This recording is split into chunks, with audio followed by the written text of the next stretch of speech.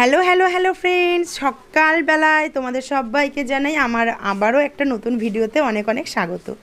তো আজকে সকালটা শুরু করছি। আজকে হচ্ছে শুক্রবার। তো আমার মাথা টাথাগুলোর এরকম অবস্থা একটু ইগনোর করে যেও। তার কারণ হচ্ছে আজকে কারখানা, যেহেতু আমি সোমবার দিন হসপিটালে আবার ভর্তি হব, সেই জন্য বাড়ির কিছু কাজ থাকে যেগুলো আমাকে কমপ্লিট করে যেতে হয়। সব কিছু তো আর বাবার উপরে আর ছেলের উপরে ছাড়া যায় না। তো যাই হোক, এই চলে এলাম আমি আমার দোকানের জলের ঘরে। এই যে জারগুলো দেখছো, এগুলো সপ্তাহে একদিন করে আমি পরিষ্কার করি। হ্যাঁ, ও একটা জার, বাবানও একটা জার। তো যাই হোক, আমি এই জারগুলো ভ্যাসেলগুলো সমস্তটা সপ্তাহে একদিন করে পরিষ্কার করি। তো দাদার বিয়েতে গেছিলাম বলে পরিষ্কারটা করে করতে পারিনি এই আর কি। তার জন্য সেইটা আজকে সব পরিষ্কার করলাম সমস্তটা। রবিবার দিন আমি বাড়ি চলে যাব, আর সোমবার দিন হসপিটালে ভর্তি হব, সেই কষ্ট। তো এইবার যাব, আর ভিডিও বানাবো না, ইচ্ছা আছে।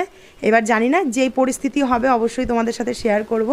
তো সমস্ত কিছু এখানে একদম চকচক করছে, দেখেই তোমরা অবশ্যই এটুকু দেখে আর কী বা বুঝতে পারবে। তো কী কী রান্না করব আজকে, দাঁড়াও, কী কী রান্না করব আজকে এটাই আজকে তোমাদের সাথে শেয়ার করি। চলো, একদম সিম্পলি করব আজকে, একদম সবজির উপরে সমস্তটা করব। অনেকদিন সবজি টবজি কিছু রান্না করা হয় না।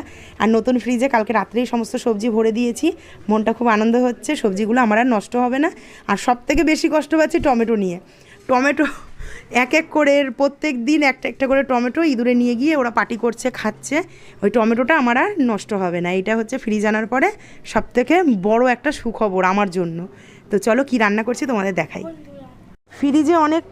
ফ্রিজে অনেক সবজি রয়েছে, কিন্তু তাও আজকে একটু নতুন সবজি রাখলাম। এই থোড় রেখেছি, যেহেতু দুজন, বেশি লাগবে না। আর লাউ শাক, এটা আমার খুব ফেভারিট।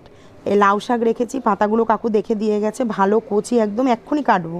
আর এই এনেছি পেঁপে, যেহেতু আমার লিভারে একটু সমস্যা আছে, ওই জন্য পেঁপেটা রান্না হবে। আর কি কি রান্না করছি সমস্তটা কেটে গুছিয়ে নিই, তারপর তোমাদের সাথে শেয়ার করছি।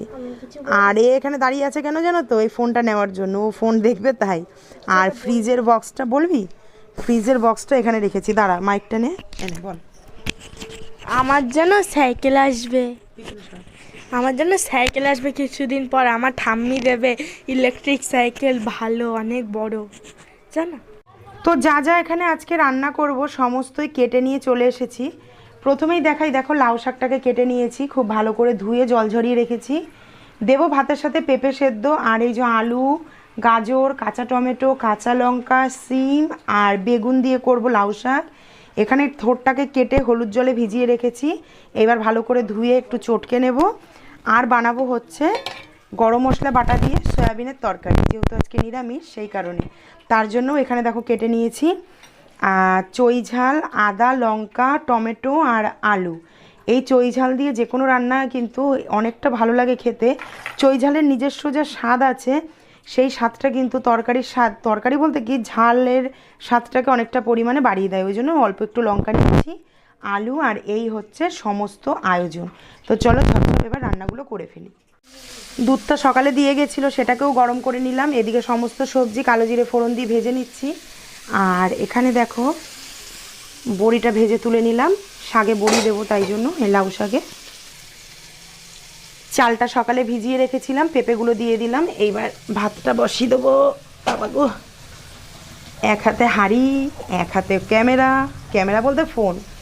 তো যাই হোক, ভাতটা এখানে হতে থাকুক। এই সবজিগুলো হালকা ভাজা হয়ে গেছে, এবার দিয়ে দেবো বেগুন, রুশ, দিয়ে দেবো কাঁচা টমেটো। কি সুন্দর গ্রিন কালার বলো টমেটোটা। দিয়ে দেবো বেশ কিছুটা কাঁচা লঙ্কা, দিয়ে এবার হালকা একটু নাড়াচাড়া করে নেব।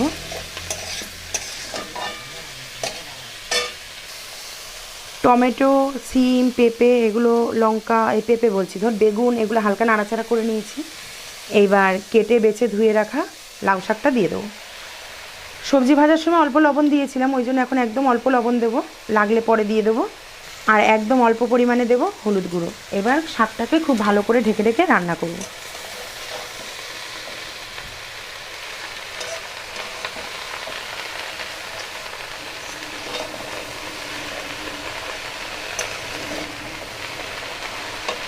এখানে শাকে অল্প জল দিয়ে ঢাকা দিয়ে দিয়েছি।